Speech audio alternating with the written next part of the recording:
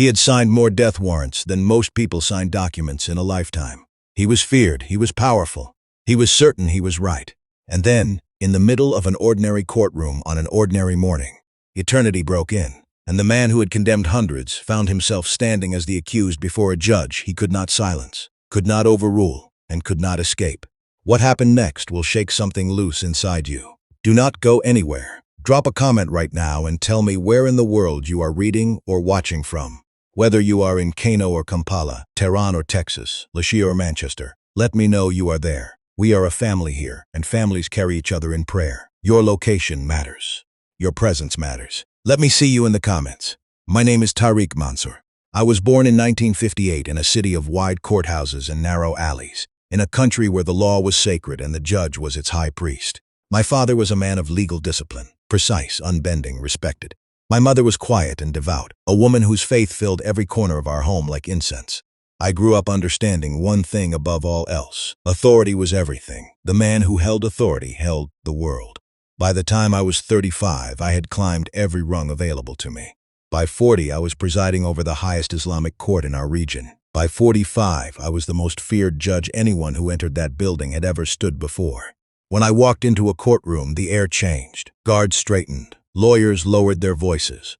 Even seasoned men who had faced many judges before found something different in my presence, something that told them this man does not bend. My robe was my armor, my gavel was my sword, and I used both without hesitation. Over the span of my career, stretching from 1995 to 2009, I sentenced Christians to death, not once, not by accident.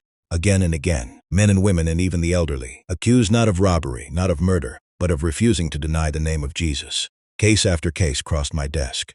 I read the charges, heard the arguments, watched the accused stand trembling before me, and I brought the gavel down. By the time I stopped counting, the number had passed 300 and kept going. More than 400 souls condemned under my authority. Some wept, some prayed quietly with their eyes closed. Some looked at me with a steadiness in their eyes that I could not explain and did not want to examine. I told myself I was defending faith. I told myself I was upholding order. I told myself God was pleased with my discipline. But alone at night, in the silence of my bedroom with my wife sleeping beside me and the city quiet outside, something spoke underneath all of that. Something I could not name and refused to acknowledge. An emptiness that should not have been there. A hollowness behind my prayers. A strange distance between my lips and heaven whenever I called out to God. I prayed 5 times a day without fail. I fasted, I gave to the poor. I performed every duty with precision. And yet when I finished praying, the room felt exactly the same as when I started. God felt far, heaven felt locked. I buried the feeling in more discipline, more strictness, more judgments. What I did not know then was that every gavel strike was carrying me toward one single moment. The moment when the God I thought I was serving would finally speak. It was a Tuesday morning in March 2009. The courtroom was full. I had a heavy docket that day. Several cases waiting, lawyers shuffling papers, guards standing at their posts. I remember the sunlight coming through the high windows at an angle, falling across the floor in long strips. I remember the smell of the room, old wood and anxiety. I had sat in that room hundreds of times. I thought I knew exactly what the morning would hold. The defendant brought before me was a young man. I cannot now remember his full name or the details of his charge. They have blurred together with all the others. What I remember are his eyes. He did not look at me with fear. He looked at me with something I had no category for. Not defiance, not anger. Something quieter than both of those. Something that looked unsettlingly like compassion. As if he was the one grieving for me, and not the other way around. I opened my mouth to begin the proceedings, and my chest tightened. I thought it was nothing. I straightened my back and reached for my gavel. But the tightening became a burning, and the burning spread upward, and the edges of my vision began to darken the way a photograph darkens when it is overexposed. The voices in the courtroom, the lawyers, the guards, the murmuring crowd, began to blur into a single noise and then into nothing. My hand found the edge of the bench. I gripped it. It did not help. And then silence. Complete, total silence. The kind that has no bottom. The courtroom dissolved. The walls, the faces, the light through the windows, all of it gone. I was falling through something that was not air and not darkness, though it felt like both. I had no body, and yet I was entirely present. I had no voice, and yet I was completely aware. And the falling went on long enough that I understood. I was not going to wake up from this in the normal way. Something fundamental had changed. Something that could not be unchanged. The darkness gathered itself around me like a living thing, and in it faces began to appear. I recognized them, not all of their names, but their faces, yes. The Christians I had sentenced over 14 years. They did not speak, they did not accuse. They only looked at me, and their eyes held the same quality I had seen in that young man's eyes moments before, a deep, sorrowful steadiness. And looking at them now, stripped of my robe and my gavel and my authority, I felt something I had never felt in my courtroom. I felt what they must have felt standing before me, completely exposed, completely without defense. I wanted to explain myself. I wanted to say I was following the law. I wanted to say I believed I was right. But in that place, with those faces surrounding me, every justification I had ever constructed fell away like paper in rain. There was nothing left, and then the light came. It did not creep in gradually. It arrived, vast and immediate and alive, in a way that light in our world is not alive. It did not simply illuminate. It penetrated. It went through me the way water goes through cloth, reaching everything, leaving nothing untouched. The darkness did not fade slowly. It fled, as though it had been waiting for permission to leave, and the light's arrival was the command. In the center of that light stood a figure. I knew who he was before he spoke. I cannot explain how I knew. I simply did, the same way you know your own name, the way you know when you are being looked at. Everything in me recognized him, even though I had spent my entire career treating his name as a legal charge, a threat to order, a problem to be sentenced away. He was not what I had built in my mind over decades of dismissal. He was not a historical curiosity or a Western distraction or a name on a death warrant. He was utterly, completely, undeniably real. He looked at me, and in his eyes I saw everything I had ever done. Not listed out like a court document, but simply present the way your whole life is present inside you. He did not need to read charges. He simply looked, and I understood with a clarity that bypassed thinking entirely, that I was not standing in my courtroom. I was standing in his. He spoke to me. He asked me why I had judged people without truth. He asked me why I had condemned those who carried his name while I myself had never known him.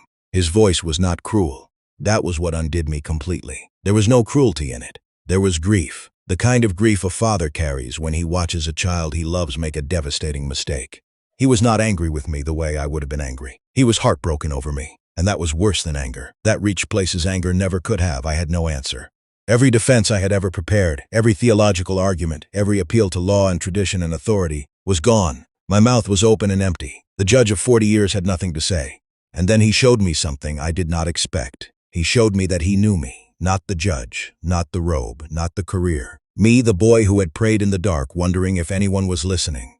The man who had felt the hollowness behind his prayers and buried it in more strictness. He knew the emptiness I had never admitted to anyone.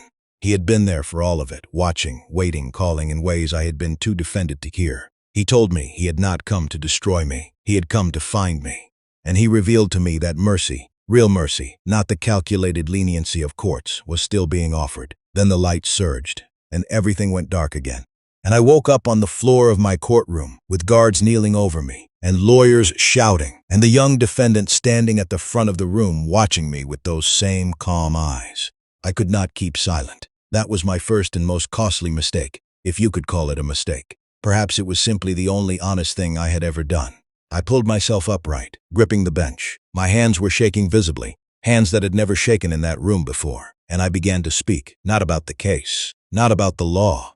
I told them what I had seen. I told them a light had entered the darkness, and a figure had stood before me and spoken to me, and that the figure was Jesus. I told them that every person I had ever sentenced in that room had known something I had not known, had carried something I had dismissed, and that I had been wrong. The room erupted. One lawyer stood up and shouted that I had lost my mind. Another called for an immediate inquiry into my fitness to serve. A colleague sitting in the back row, a man I had known for 20 years, a man whose children I had watched grow up, stared at me with an expression I had never seen directed at me before. Contempt, pure and undisguised. Guards looked at each other uncertainly. The crowd that had gathered dissolved into shouting. In 30 seconds, I went from the most powerful person in that room to the most unwanted. Word spread before I even left the building. By the time I reached home that evening, my wife already knew. Someone had telephoned her. She was standing in the kitchen when I walked in, and she looked at me the way you look at someone you are not sure you recognize anymore. She asked me if it was true, if I had really stood up in open court and declared that Jesus had spoken to me. I told her yes. She sat down slowly and did not speak for a long time. The days that followed were the beginning of a dismantling so thorough and so methodical that I still find it difficult to describe without the weight of it returning to my chest. My resignation from the court was demanded before I offered it. A formal letter arrived from the Chief Justice's office informing me that pending a review of my conduct, I was to cease all judicial functions immediately. I submitted my resignation the same afternoon. I handed back my robe. I left my gavel in the desk drawer. I walked out of that building for the last time, and not one colleague came to shake my hand. Not one. Men who had eaten at my table, who had sought my counsel, who had praised my rulings in public forums, not one of them stood in that corridor as I left. The building simply swallowed my absence as though I had never mattered. My brother was next. He came to the house 3 days after the incident, not alone but with 2 other family members, and he sat across from me at my own kitchen table and told me I had brought shame upon our entire family. He told me that our father's name, a name he had spent his life building into something respected, had been dragged through humiliation by what I had done. He told me that until I publicly recanted and returned to the faith, I was not welcome at family gatherings, not at weddings, not at funerals, not at Eid, nowhere. He said it without raising his voice, which made it worse. He said it the way you state a fact that has already been decided and requires no further discussion. Then he stood, straightened his jacket, and left. My wife lasted 3 more weeks. I do not blame her, and I want to be careful to say that clearly. She was a woman who had built her entire identity inside the community we had belonged to together for 30 years. Her friendships, her daily rhythms, her sense of self, all of it lived inside that world. And that world had made it plain that choosing to remain with me meant losing everything she had ever known. The morning she told me she was leaving, she cried.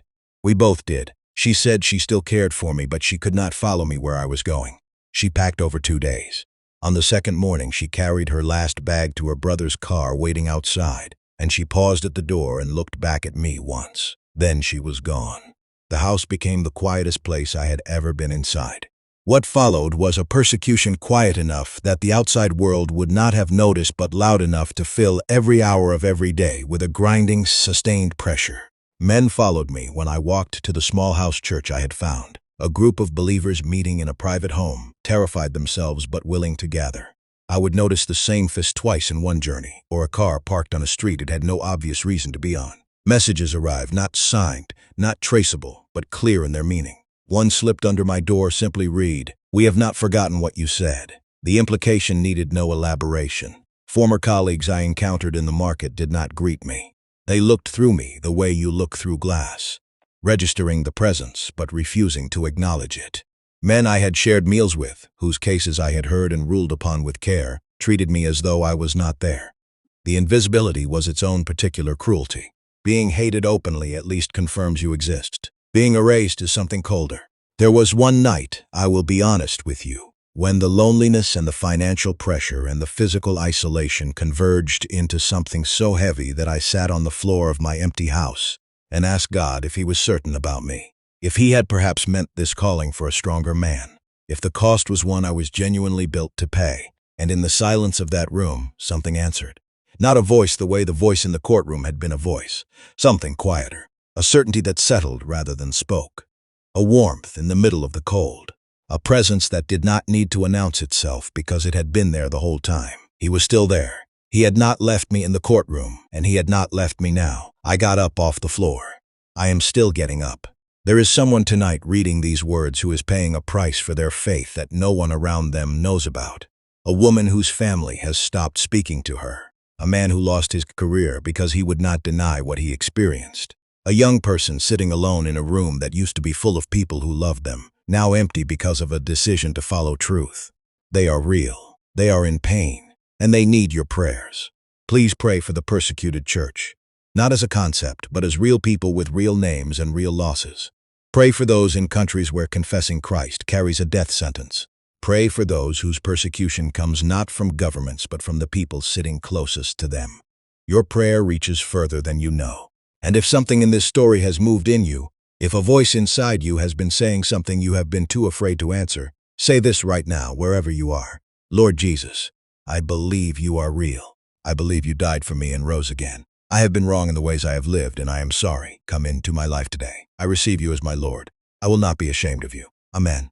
If you prayed that, you are not the same person you were a moment ago. Find believers near you. Tell someone what you decided. Keep going. The road costs something. I will not lie to you about that. But the one walking it beside you paid the highest price of all, and he has never once abandoned anyone he called. If this story reached something in you, share it. Someone in your life needs to hear it today. Subscribe so you never miss a testimony. Leave a comment. Tell me where you are watching from. Tell me how this touched you. Tell me if you prayed that prayer. I read every single one. God bless you. See you in the next one.